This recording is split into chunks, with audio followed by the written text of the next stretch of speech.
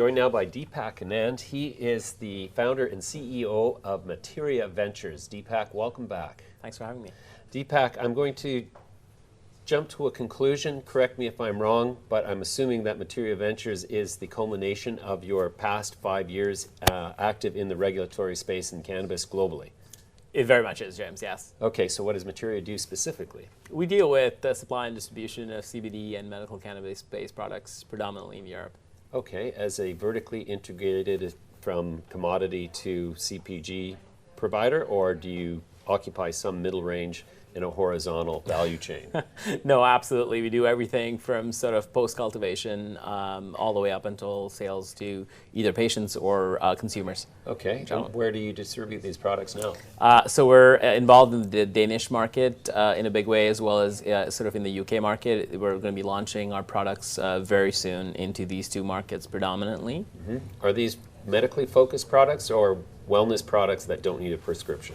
Both of them. So, I mean, for me, you know, coming from Canada, where we regulate CBD very differently than they do in Europe, that opened up a massive opportunity for us to be able to get into this space. So we're targeting both markets, medical as well as CBD. Unfortunately, in Europe, what's happening today is there seems to be more companies than patients as far as the medical cannabis space is concerned. So we're looking to expand that market out. Mm-hmm. Germany, by far, is the leading market in Europe for where medical cannabis is prevalent in any way. The UK is building out. It's slow. There's a number of sort of regulatory challenges to overcome, and before that, political challenges to overcome in this country. But the CBD opportunities are tremendous. It's regulated as a novel food here, mm-hmm. which allows you to sell products in grocery stores and supermarket chains and pharmacies over the counter, which is a tremendous opportunity. And you know, the one thing that we haven't seen, like the US, is some very established brands on the CBD side to be able to take advantage of that market. It's where the US was on the CBD side 7 years ago, where there was a whole bunch of players in the market, but it was very unregulated. You know, you couldn't really rely on a lot of brands. There were really no brands. And so for us, that created a massive opportunity. Mm-hmm. In the UK, I've seen that there's no shortage of CBD products on the shelves of health food stores, of novelty stores. It's everywhere. Is this market quickly becoming saturated with supply way in excess of demand? So based on where things currently stand, yes. However, this coming Thursday, you're going to see some changes that come up as a result of a report that we're releasing. I'm on the board of something called the Center for Medical Cannabis, it's CMC, and on Thursday we release a report on CBD that looks at all of the products that are on the market, particularly in the UK, talking about sort of the unregulatedness, the sort of, you know, the unsafeness, you know, in those products. And I think that is going to force the regulator here and across Europe to start to relook at how CBD is being regulated. It's a bit of the Wild West situation. It's not going to be to the level that the US FDA is currently post the Farm Bill, but certainly it's going to change things up in terms of the way products are distributed. I think you're going to see a scaling back of this Wild West attitude here, where, you know, anything goes. You may be consuming CBD that's got THC in it. Mm-hmm. You may be consuming snake oil and you have no idea what you're putting in. Just because a label says 100 milligrams of CBD, that doesn't necessarily mean what you're getting. So there may be oversupply of unregulated product today, but there's an absolute demand for safe, tested, regulated supply of products, and that's where we come in. Okay, so in China, who produces half the world's hemp currently, I can buy from a wholesaler literally tons of 99.99% organically produced CBD isolate, which at a price, which I'm not going to talk about now because it's fluctuating daily,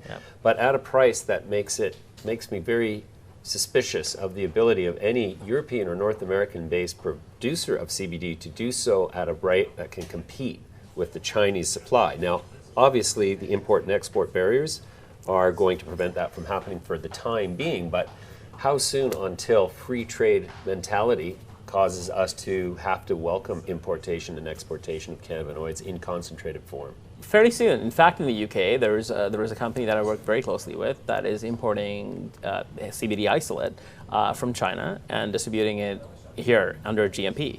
and they have full EU GMP licensing. So it's happening sooner than you would expect. Right. And you're absolutely right. I mean, the price point makes a lot of sense. I think the challenge here is there's not many companies that have the licensing and the ability to be able to do this in a regulated fashion.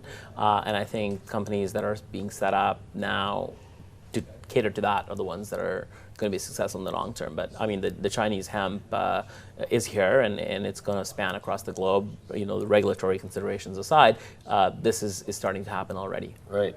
So the Materia is, where does it source its cannabinoids? So we've got a whole bunch of sort of suppliers around the world. We've looked at cannabis as a commodity, James. I've had the opportunity to be fortunately involved with a number of different countries, whether it be Lesotho, whether it be Macedonia, whether it be Thailand, whether it be Cyprus, Malta, and the list is endless. So I've seen a number of sort of cultivation facilities, a number of governments looking at this, and so we source our biomass from a variety of these countries. We're looking at Canada certainly for the supply now. It's sort of the best product from a quality perspective available today, but we're looking at importing CBD from China. We're looking at bringing THC in from Colombia, and there's no reason why that shouldn't happen. Right. So do you think that the de-prohibition federally of THC is the catalyst that the world is waiting for before THC finds its way into the medical supply chain as much as CBD does? I think we're still some time away from that happening. I think there's a very cautious approach on dealing with this for a reason that I'm not so certain why. I mean, we've seen in Canada now, since October 17th at least, where we've had a legal program, the sky's not fallen as far as THC is concerned, and I'm pretty sure we'll see the same thing with edibles coming online soon. I don't think THC is going to be as readily available around the world as CBD is today, but we're certainly moving in that direction. I think we're definitely a few years away from THC being wildly available, but we're making inroads in that direction. Mm-hmm. So from where you sit as a guy who spent a lot of time traveling to all these countries and probably has a pretty good finger on the pulse of where regulation is at in each one, how soon is it until we're at a more or less globalized state of the entire market? Very soon. I think in the next 5 to 7 years, we'll definitely see global movements. I think what Luxembourg and Malta particularly are doing at a European level is very interesting. I think you will see Luxembourg legalize recreational cannabis in the next couple of years. And people don't appreciate that as much as they should, perhaps, because Luxembourg's a tiny little country, but what most people, particularly in North America, don't realize is Europe is really one market. As soon as one country opens up its borders, I mean, Luxembourg is neighboring to a variety of other countries where you drive in and out of Luxembourg like you're getting in and out from another city, and that changes the conversation at a European level. So as soon as one or two countries start to legalize cannabis for recreational adult use purposes, that changes the gamut as far as Europe is concerned, and that gets the world really looking at this. I think Asia is already moving in that direction. We've seen Thailand now come out. India will be not too far behind, and once those markets are up and running, China's already said they're not happy with the U.S. dominating the hemp play, as you kind of alluded to earlier. So we're seeing this happen. It's a matter of 5 to 7 years before we see full, sort of global movement towards this. The countries I'm hesitant about, though, are certainly the Middle East. I don't know what's going to happen there. It's been this taboo substance for a very long time. I don't know if we'll see a seismic shift there anytime soon. Right. So Materia is, you recently closed a Series A round. Congratulations. What was the valuation on that, and what's your go public strategy? Thank you. Yeah, we closed, just closing $6 million currently at a $33 million valuation pre-money. The go public strategy, we're going to try and stay private for as long as possible. We've had we've been fortunate to be able to, get a lot of interest. We've oversubscribed in all of our rounds, so it's been very interesting from that perspective. We're going to try and stay private for as long as we possibly can. Okay, great. Let's leave it there for now. Deepak, as usual, an interesting conversation. Thank you very much for joining me. Thanks for having me.